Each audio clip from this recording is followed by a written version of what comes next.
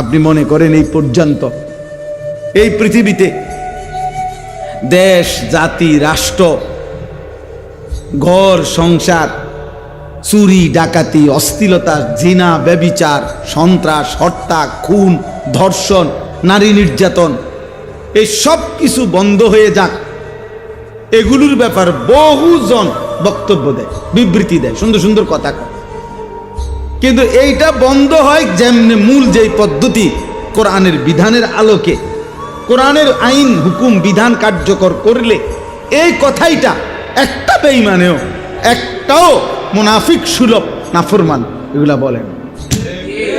আমাদের আরো সচেতন হতে হবে, আমাদেরকে আরো আন্তরিক হতে হবে, আমাদের প্রত্যেককে সজাগ দৃষ্টি রাখতে হবে।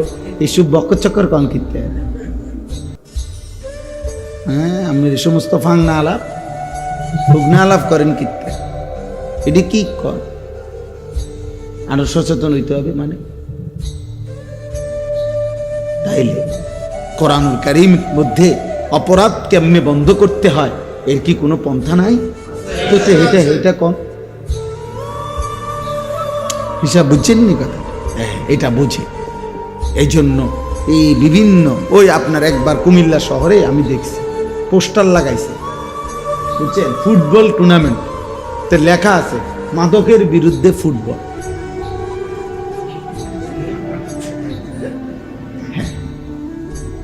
মাদকের বিরুদ্ধে কি? অর্থাৎ ফুটবল খেলতে খেলতে ছেলেরা মদ খাওয়ার নেশা ছেড়ে দিবে, অর্থাৎ পেশাব দিয়া পায়খানা পরিষ্কার করা, এটা যেমন এক গুণা দিয়ে আরেক গুণা কি করা, কমানো। অথচ আপনার পৃথিবীতে এই ব্রাজিল যখন বিশ্বকাপ ফুটবল আয়োজন করছিল, ব্রাজিল রাষ্ট্র হিসাবে ছোট, দুর্বল, এতটা ইউরোপের মতো এতটা সম্পদশালী না, তখন ওইখানে আপনার বলছিল সরকারিভাবে বাজেট দিছিল যে কিভাবে এই ব্যয়ভার তারা উঠাবে, খরচটা। তো এখানে যে হিসাব দিছিল, হিসাবের মধ্যে এটা একটা হিসাব যে মোট মদ যা বিক্রি হবে এর দ্বারা সারা পৃথিবীর মানুষ আসবে খেলা দেখতে, এটার একটা আয়।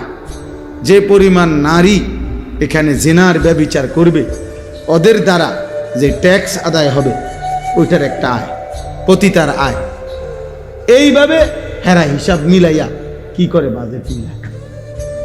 তাইলে আপনার অসংখ্য এই পৃথিবীতে ফুটবল খেলোয়াড় বারবার এই ডোপ অর্থাৎ মদে আক্রান্ত, টেস্টে পরীক্ষা হইয়া প্রমাণিত হয়ে বাদ পড়ছে যুগে যুগে।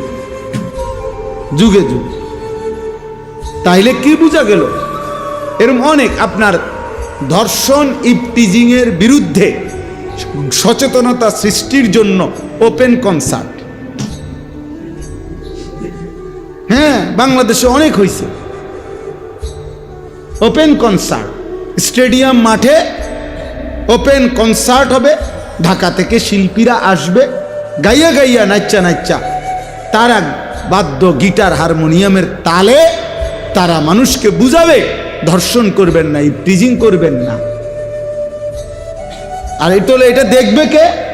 দেখবে হলো ছেলে মেয়ে একসাথে, এখানে নাচবে, পরে ঠিক হয়ে যাবে।